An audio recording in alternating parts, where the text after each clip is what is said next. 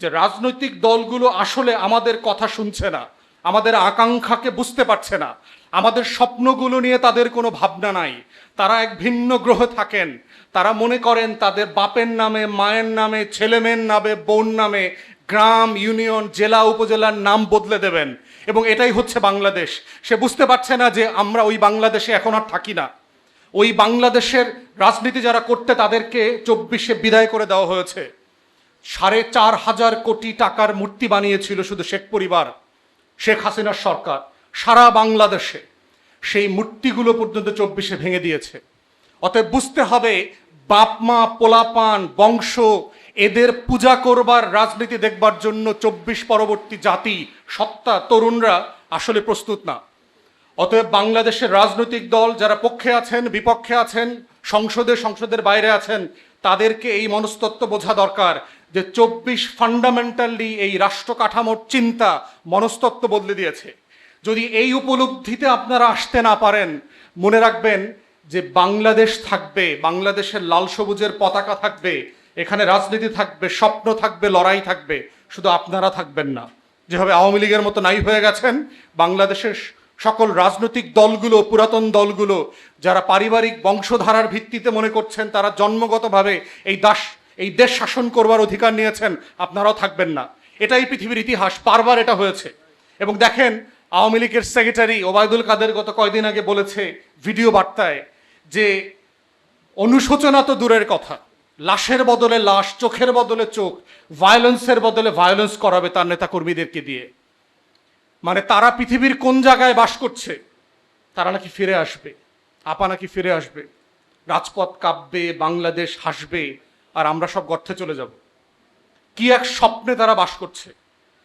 24-এর এই উপলব্ধির জায়গাটাই আমরা আশা করছি রাজনৈতিক দলগুলো ভাববে এবং নতুন করে বুঝবে।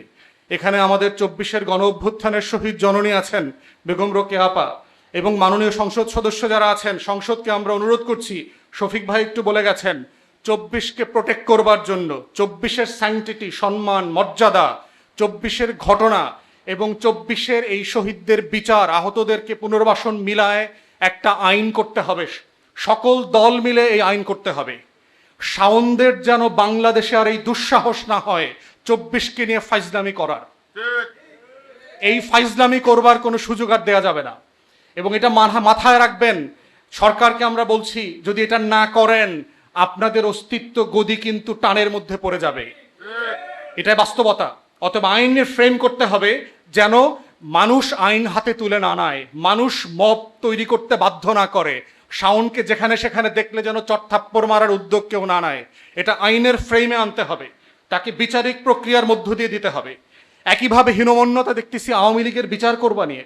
আওয়ামী লীগের বিচারের প্রশ্ন তো বিচারিক প্রক্রিয়া না, ইটস এ পলিটিক্যাল কোশ্চেন, রাজনৈতিক আলোচনা, যেটা রাজনৈতিক দলগুলো গণ অভ্যুত্থানের সকল পক্ষ মিলে একমত হয়ে গেছে তাদের কার্যক্রম নিষিদ্ধ করবার ব্যাপারে।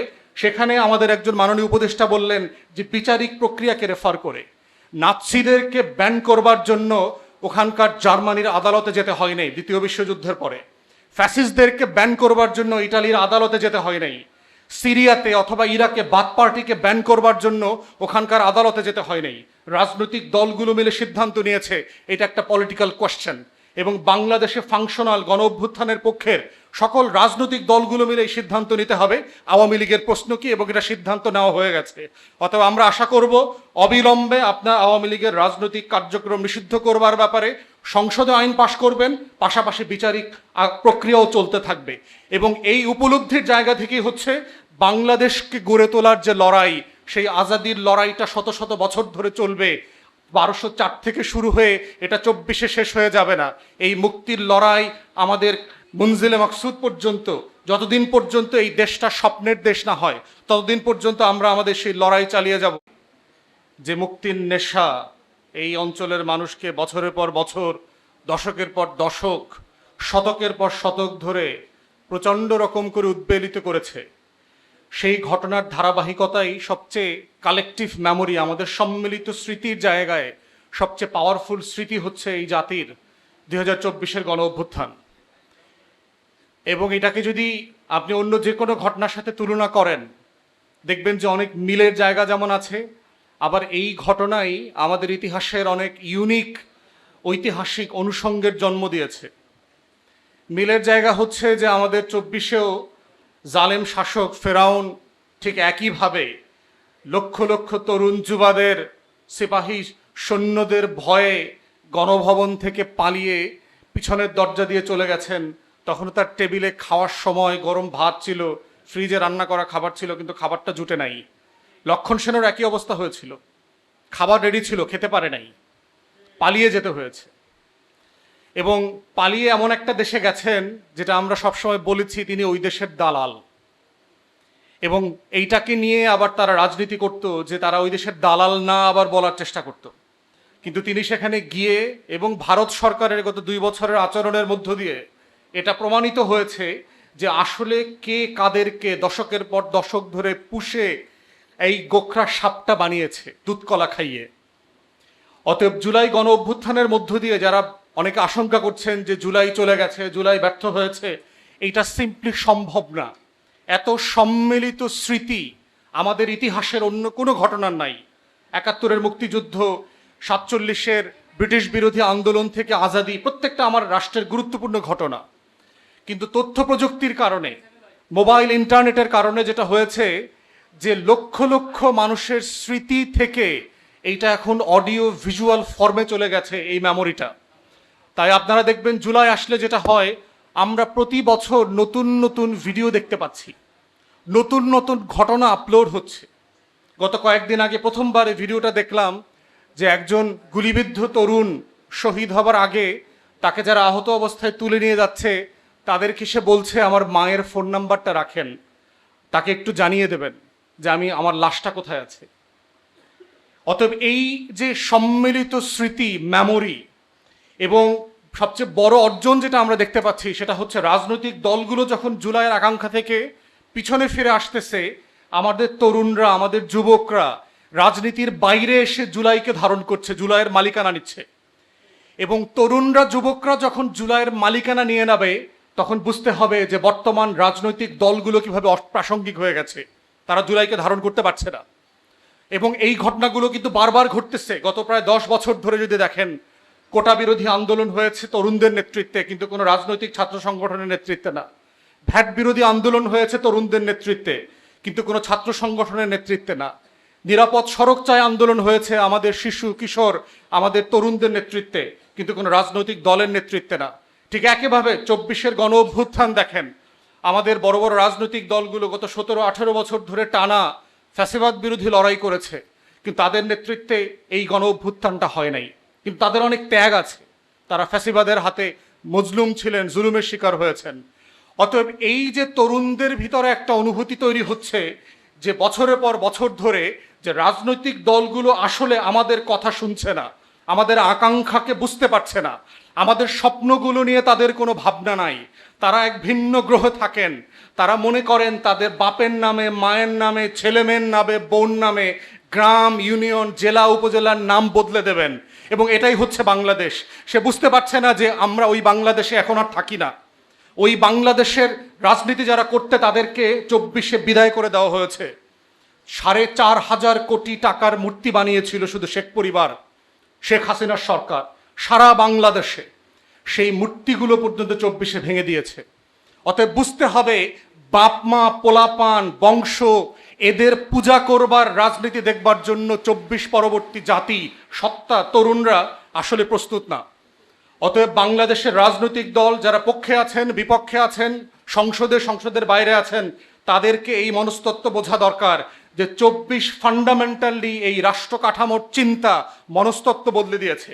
যদি এই উপলব্ধিতে আপনারা আসতে না পারেন, মনে রাখবেন যে বাংলাদেশ থাকবে, বাংলাদেশের লাল সবুজের পতাকা থাকবে, এখানে রাজনীতি থাকবে, স্বপ্ন থাকবে, লড়াই থাকবে, শুধু আপনারা থাকবেন না। যেভাবে আওয়ামী লীগের মতো নাই হয়ে গেছেন, বাংলাদেশের সকল রাজনৈতিক দলগুলো, পুরাতন দলগুলো যারা পারিবারিক বংশধারার ভিত্তিতে মনে করছেন তারা জন্মগতভাবে এই দেশ শাসন করবার অধিকার নিয়েছেন, আপনারাও থাকবেন না। এটাই পৃথিবীর ইতিহাস, বারবার এটা হয়েছে।